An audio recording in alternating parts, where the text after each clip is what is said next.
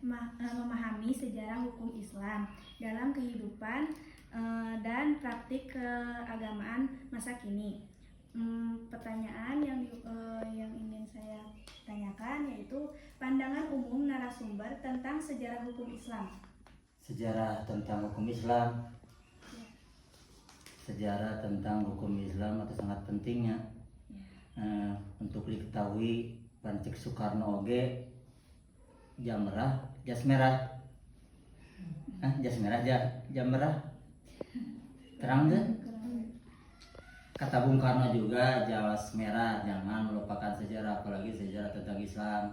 Di antaranya sejarah-sejarah terutama yang wajib diketahui oleh kita sebagai muslimin muslimat yang ditakib sebagai orang yang bermukallaf, yaitu baligun, akilun, orang yang berakal, dan orang yang balig. Terus nanti? Terima kasih, semoga dapat bermanfaat untuk kita semua. Wassalamualaikum warahmatullahi wabarakatuh. Assalamualaikum warahmatullahi wabarakatuh. Nama saya Yunisa Supriyatna. Ingin bertanya, apa dampak jika umat Islam tidak memahami sejarah Islam? Jika umat Muslim, jika umat Islam tidak mengetahui, tidak menggali sedikit pun, apalagi yang wajib diketahui, yang wajib dipahami, maka akan kena sanksi dari Allah Subhanahu wa taala, karena sebagaimana dalam kitab Tijan Ad-Daruri dijelaskan bahwa wajib untuk orang yang mukallaf, yaitu orang yang mempunyai akal dan orang yang balik, harus mengetahui sejarah Islam, terutama para nabi dan para rasul atau alam-alam gaib yang tidak terlihat oleh mata, terdengar oleh telinga, tidak teraba oleh tangan, LL dan yang lain-lainnya. Mungkin segitu aja, cukup. Terima kasih Akang. Wassalamualaikum warahmatullahi wabarakatuh. Assalamualaikum warahmatullahi wabarakatuh. Perkenalkan, nama saya Nabila Wardanisi. Menurut Bapak, apa dampak penjajahan Belanda terhadap hukum Islam di Indonesia? Dampak daripada penjajahan Belanda ke Indonesia kita ambil hikmahnya saja. Jadi kita sebagai muslim harus pintar mengambil hikmah, karena semua daripada kejadian pasti ada hikmahnya, dan yang paling penting adalah mengambil daripada hikmah tersebut.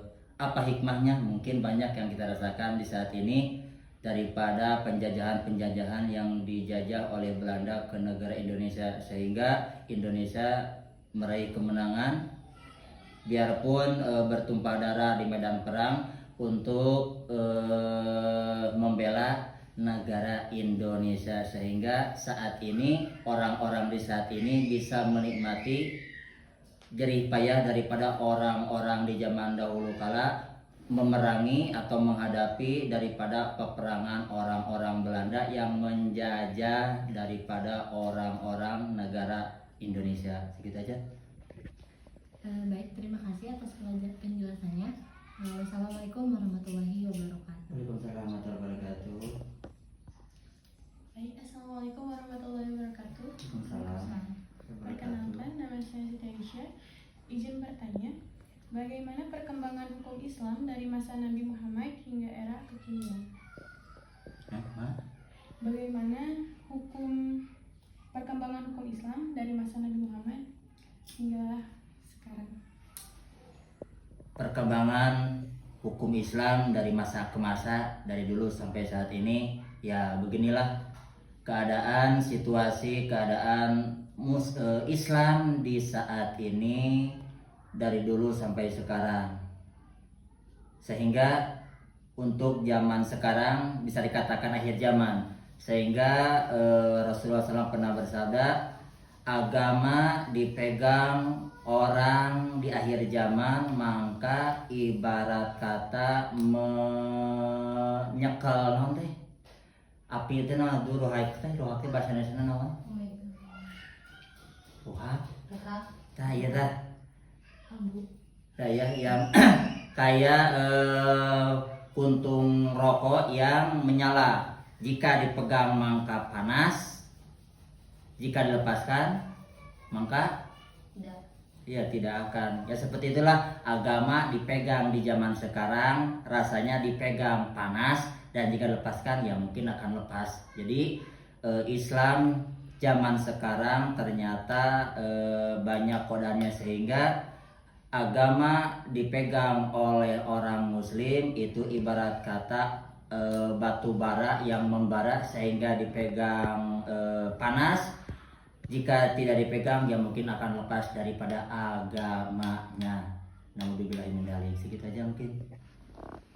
Terima kasih atas penjelasannya. Assalamualaikum warahmatullahi wabarakatuh. Perkenalkan, nama saya Selvi Mariam Napisa. Pertanyaannya yaitu bagaimana sejarah awal perkembangan hukum Islam? Perkembangan Sejarah awalnya. sejarah awal hukum Islam Ya. sampai sekarang, Zed. Sejarah awalnya aja. Sejarah awal hukum Islam di dunia ya mungkin asalnya itu Patrah, atau di zaman Patrah. Apa itu Patrah? Yaitu kekosongan agama.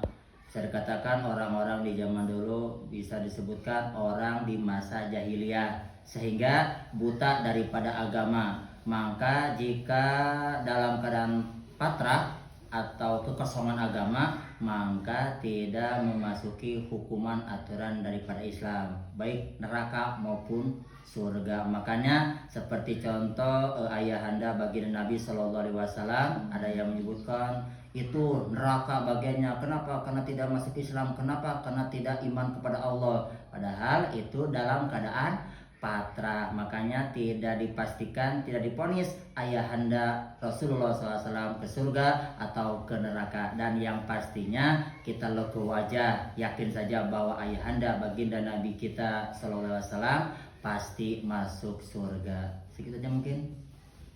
Ya, baik, terima kasih. Ya. Udah. Terus kan saat itu Ya, terima kasih ya tuh. Kemana? terima kasih Bapak. Atas penjelasannya. Baik, Assalamualaikum warahmatullahi wabarakatuh. Izin Kang bertanya, bagaimana hukum Islam berkembang setelah wafatnya Nabi Muhammad SAW?